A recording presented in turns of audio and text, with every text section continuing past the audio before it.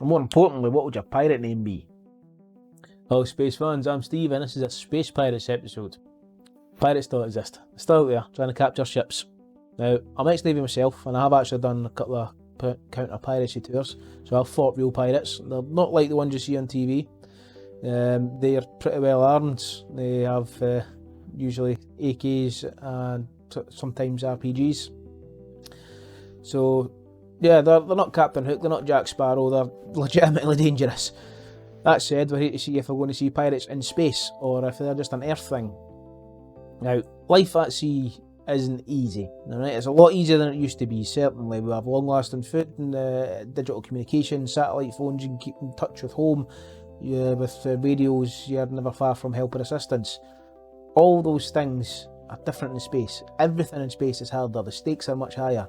So are we actually going to see pirates in space? Is it worth it for them? As it turns out, the conditions for piracy are fairly straightforward. First condition, you need people who know how to operate the ships, fall on hard times and start to get desperate. And the second condition is that they exist in a power vacuum. There is no other authorities around to bring legitimate employment or tell them not to be pirates. There's nobody to stop them, there's no army, there's no navy, there's no air force, there's no effective police, there's no government. It's up to you to fight them off. Up in space, that's going to be even harder because of the immense distances involved. The moon is 1.3 light seconds away. So if you're up there and you get attacked by pirates, I'm going to hear your radio call almost immediately. And what I'm going to do is I'm going to walk over to my telescope and I'm going to watch. I'm going to wish you luck, and I hope you do well, and I hope you find them off. I hope you fight them off. I hope you manage to escape. But even if I had a ship ready to go, as soon as I heard your call, that ship would take 3 days to get there. Whatever is going to happen to you out there is going to happen to you. And it's up to you to do something about it. No one's coming to help. If you want to see more space content, please help the channel grow, give the video a like and a comment. Please subscribe as well. So let's assume a space station can go pirate. Now, that's a lot harder than it is down here on Earth. See, down here on Earth it's unlikely to run out of air. Right, in fact, let's just say it's not going to run out of air. It's unlikely to run out of water because it would likely have been built in a place where they had access to water in the first place. There also is going to be an availability of food down here on Earth. All those things are unavailable in space. So right before you even start, it's a lot harder for a space station to go pirate. It has to already be fairly self-sufficient. But for some reason, this station has lost its source of legitimate trade and business. Don't know why, but it has. So this station is now too small or too poor to generate its own traffic. It's too far away for the population to easily migrate to somewhere else, to another station. And that distance also means it's difficult for those neighbouring stations to exercise any meaningful control or authority over that station. That station's trade is now piracy. That is now a pirate haven. If you're a space pirate, your strategy, your tactics are going to be radically different to how your earthbound counterparts operated. Down here on Earth, the pirates prefer choke points, where all the seafaring traffic has to go through narrow points, like the Gulf of Aden. It's quite famously the major piracy area right now. As you come down the Red Sea and around the Horn of Africa, everything coming in and out of the Suez Canal, so most of the traffic coming from Europe to Asia, some of the traffic coming from America to Asia as well, all has to pass through that point. If you're a pirate, that's the place to be. You can see all the ships and all the traffic coming through there. You can see all the easy targets, all the ships that are easy to board, all the ships that are moving slow and can't really run away, all the ships that look like they might not fight back. Alright, that's where you're going to find your easy targets, out there in those choke points. Out there in space, those choke points don't exist. And there's no such thing as easy pickings in space. Well, we could probably argue that the transfer windows between planets are a kind of choke point. There's no concentration of ships in those choke points. Those transfer windows are a few weeks, and you were only going to see a few ships go through there. You know, ships, probes, satellites, whatever you're sending. Right now, as I'm filming this video, it's July 2020. This is actually the transfer window for Mars. The next one will be in another 26 months. The home and transfers are outside the scope of this video, but the short version is that that's the most efficient way to get from one planet to another, which is great when you look at how inefficient our engines are. However, there is no such thing as a slow-moving spaceship, which makes it very hard for these pirates to get them. Now, these transfer windows are extremely predictable because maths is predictable, physics is predictable, we know when these windows are, So we know when these ships are going to be transferring from Earth to Mars. The pirates know when they're going to be travelling from Earth to Mars. Now, that also means that if I'm a Space Force Admiral, I know where I'm going to put my ships to keep the pirates away. There's a very limited number of places the pirates can be to achieve a meaningful intercept on any of these vehicles going to Mars. That's exactly where I'll be pointing my telescopes. Now, let's say the pirates are committed to attacking. There's no such thing as a slow-moving spaceship. Or we can get a slow-moving seafaring ship that can maybe only do 15-20 knots, maybe 25 at a push, which is quite good for a merchant ship. Not all these military ships that can get up to 30-35 knots. Spaceship, however, does a comical speed, as I think you might know. The speed of something going from Earth to Mars would be 26,826 kilometres per hour, which is 16,760 miles per hour. And that's going to do that speed for about 7 or 8 months as it goes from Earth to Mars. Quite fast. That leads us to one of the weirdest aspects of space piracy, the battles. Now, there are going to be battles. People aren't going to sit back and accept piracy any more than they do down here on Earth. Battles in space are very different to how they're portrayed in TV and sci-fi. You know, what you tend to see is some kind of recreation of a Second World War dogfight where you got one's chasing the other one. He's like, "Oh, it's behind me. What do I do?" It's like, "Well, you're in a spaceship. Just flip around and shoot backwards." You don't have any of the high-G manoeuvres that you see with aircraft. It's not comparable to warfare at sea because there's no flat surface.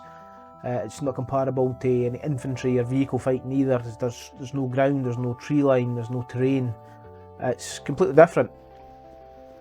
This means the rules are very different. I'm not even sure the 3-to-1 rule still apply because the intercept speeds are obscene.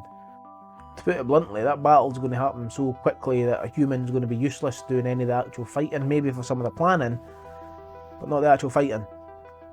Now, to have gotten into an intercept position in the first place, that ship's probably been out there for years. I think the longest I did at sea in one go was probably about 4.5 to 5 months. That was certainly long enough. I'm sure other people have done longer. It's not really a competition. I wouldn't want to do any longer than that. But if these pirates are space pirates, are definitely going to have to do longer than that. They're looking at years out in their ships. I don't know what the expression would be. Are they sailing? Or how did they put it in the expanse? On the float. It's going to need a new term because it's unlike anything we're doing down here on Earth.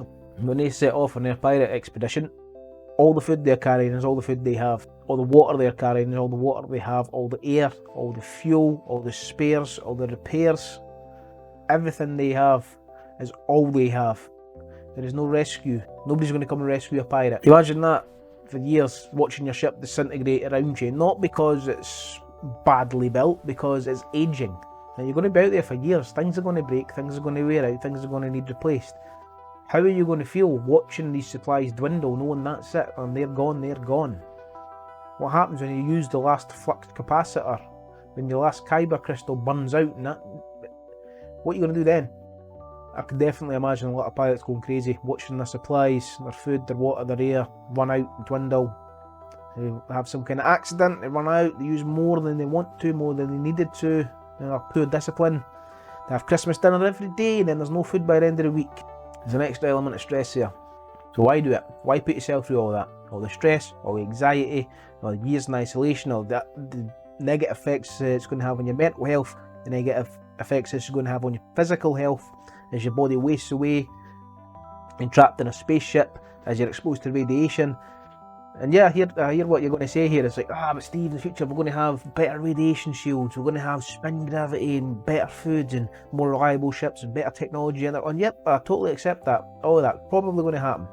Still, when they get to the battle, they can't do anything. All they can do is plan, which they could do from pirate base back at whatever rock their pirate base in. Why did they need to put themselves through this to go there in the first place? I don't think they do. If I was a pirate, I certainly wouldn't. I would send a robot in my place. I would send a drone. A drone doesn't need or care about things like food or fuel. It's off. It's not going to be doing anything. It's just, you just throw it in a direction you want, tell it to keep its course, steer where it needs to, burn where it needs to, and that's it. It's not going to wear itself out on that trip. It's very well suited to that extreme endurance. It doesn't require any maintenance or life support en route. It just goes. That's what I think we're going to see, is that kind of piracy with drones and robots rather than actual humans. There is, however, another kind of piracy which we are absolutely definitely going to see. In fact, we quite possibly already had.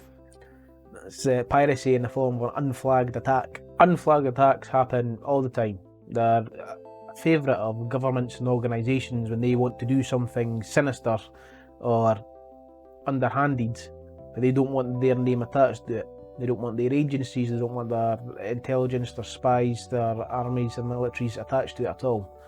So what they'll do is they'll go to their spies, they'll go to their soldiers, they'll say, right, take all your markings off and go over there and attack that other group that we don't like for whatever reason. And they'll go and do that, and then they'll come back and they'll point blank deny they ever happened. Now that's slightly different to mercenaries, because mercenaries, everybody knows somebody's paying a mercenary, so you know somebody's behind that attack. As with pirates are entrepreneurs, are self-employed, they're out there doing things because they want to do it. Also allows whoever sent them to keep their hands clean and then even act surprised and offer help afterwards. And that, yeah, granted, that does sound a lot like conventional espionage, and when it's between governments, yeah, that probably is. It's not going to stay between governments, so we already have things like corporate espionage. Now once we get out of space and they're going after each other's probes and satellites and communications, possibly even ships and stations, we've moved beyond espionage, we're into the realms of piracy.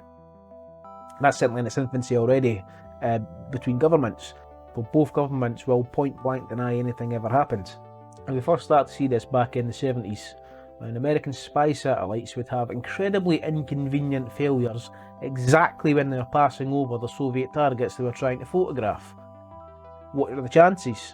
Of course, the Americans refused to admit that their satellites had been attacked for a long time until it eventually did come out. Of course, it was in the 70s. Much time has passed since then.